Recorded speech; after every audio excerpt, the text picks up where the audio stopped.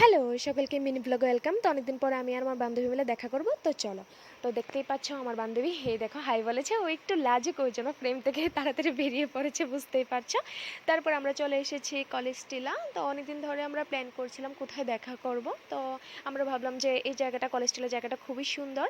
আর আজকে যে ভিউটা, মানে কি বলবো, মানে বৃষ্টি আসবে আসবে ভাব আর কি। ভিউটাও খুব সুন্দর ছিল, প্লাস ওয়েদারটা জাস্ট অসাধারণ ছিল।